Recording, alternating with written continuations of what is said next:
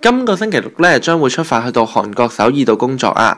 主要咧都係同韓國嘅化妝品牌啦開會同參觀啦。咁為咗可以咧幫到同學仔揾到最新最好用嘅產品啦，咁所以咧我先麻煩咗韓國嘅代理品牌 Faceland 去幫我搜羅咗一堆嘅護膚品同埋化妝品寄嚟香港俾我試下。呢2個禮拜咧，我不斷去試驗同埋揀選啦，最後咧我就揀咗10件嘅產品咧，可以去到韓國幫大家買嘅。希望各位男士咧真係開始有工具咧去為自己扮靚啦。Peeling Gel 咧主要嘅功效就做清潔效果嘅，擠出大約咧好似花生咁大粒嘅份量先，用手指咧可以全面均勻咁樣搽上去噶啦。等大約2分鐘度咧就可以用專用嘅潔面刷啦，面上面度打圈嘅喎。連同埋咧 Peeling Gel 裏邊咧啲幼細嘅磨砂粒子咧，可以將面上面嘅油脂同埋污垢一次過清除噶。兩邊鼻翼嘅位置咧，我都會重點打圈噶，因為嗰啲位置咧粉刺同黑頭都比較多嘅。同時咧，其他位置咧都可以繼續打圈噶。放心嘅係咧，清潔刷本身啲毛質比較柔軟啲，咁所以冇咁容易擦傷皮膚。不過咧，大家咧都唔好等佢乾晒先打圈啦，到其時咧就啲磨砂粒子就真係會擦傷皮膚噶。女仔如果假設你經常搽唇膏嘅話咧，咁都可以喺唇邊嘅位置擦下去噶。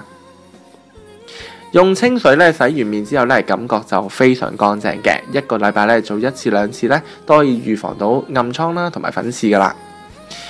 用紙巾抹乾淨之後咧，你會感覺皮膚係超級滑嘅。嗱，真係線手噶，好滑，正啊！第2款咧就係 Collagen Mask 啦。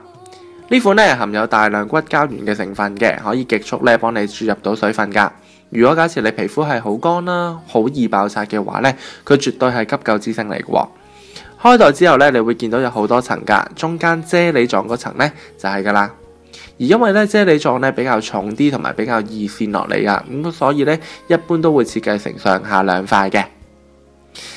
啫喱狀咧一般都可以敷到20至30分鐘啦，咁而且咧精華量咧都會比紙狀嘅咧係會更加高更加多嘅。完成之後咧，你哋就可以撕走去，用手咧做下啲按摩，手掌嘅熱力咧可以將剩餘嘅精華素咧吸入埋皮膚入邊，塊面咧會即刻感覺脹卜卜，好有彈性嘅喎。啫喱狀咧一般都會比紙狀貴5至6倍㗎，咁所以如果你唔想買得咁貴嘅話咧，我都幫你揀咗隻平價版嘅紙面膜㗎。呢款咧專為男士而設嘅高效水分面膜啦，開袋之後咧會好簡單，你見到塊面膜咧就可以直接敷上㗎啦。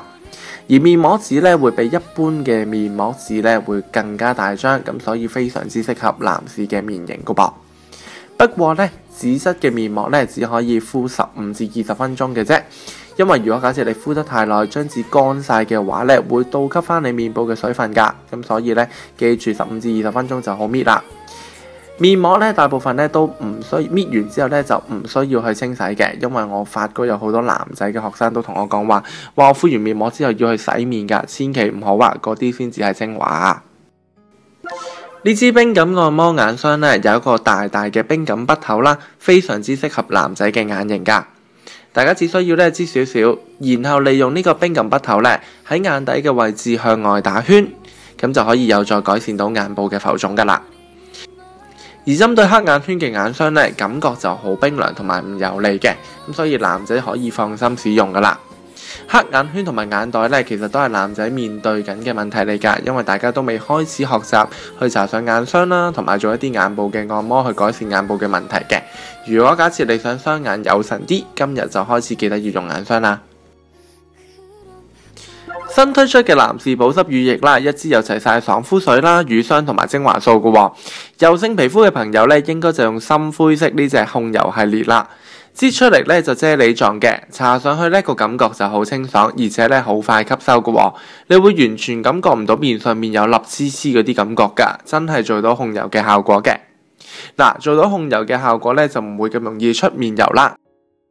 乾性皮膚嘅朋友咧，應該就用淺灰色呢隻保濕系列啦。同樣地咧，都係一支有齊爽膚水啦、乳霜同埋精華素㗎喎。嗱，擠出嚟咧就係啫喱狀嘅。水潤嘅感覺咧會維持喺面上面耐少少㗎，所以咧你搽落去嘅效果咧就好濕潤啦。如果假設你本身皮膚係好乾啦、好易紅嘅話咧，記得都要做多啲保濕喎。上一集咧我就介紹咗呢隻鼻膜㗎，專門咧就對付黑頭啦同埋粉刺㗎。如果假設你想知點樣用嘅話咧，可以去翻上一集望下呢個使用嘅教學㗎。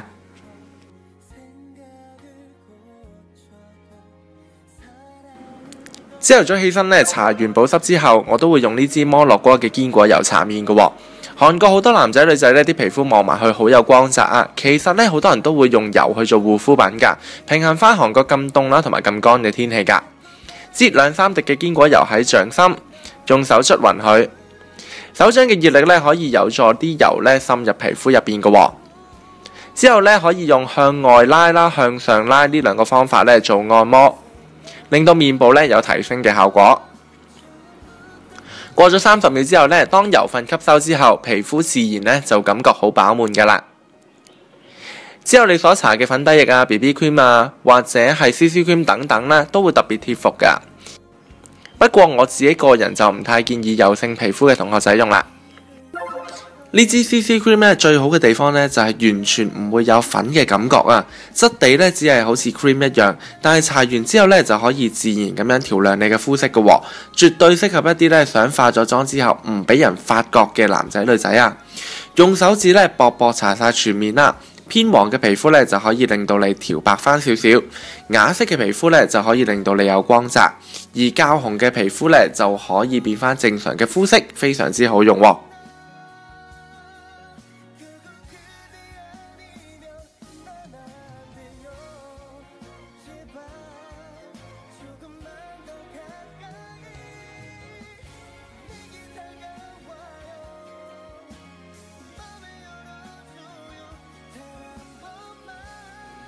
呢支定妝噴霧咧，保濕度非常之高㗎。另外，我特別中意佢個噴嘴啊，因為佢可以有效分佈喺面上面唔同嘅範圍，但係咧就唔會形成水珠嘅效果，影響個妝容喎。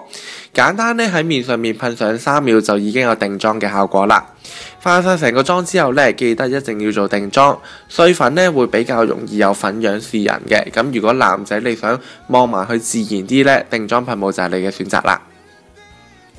以上10件嘅產品呢，如果假設你有需要訂購嘅話，可以發 WhatsApp 去到以下呢個電話，話俾我同事 Fanny 知道話你想訂邊樣啊，佢就會幫大家記錄同埋安排噶啦。當然啦，我去到韓國都會 update 我嘅近況嘅，未必有咁多時間剪片，咁所以大家呢都可以去我 Facebook 嗰度留意噶。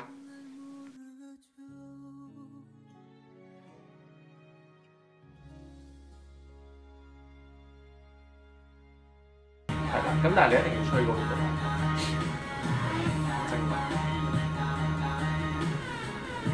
咁咧就呢度。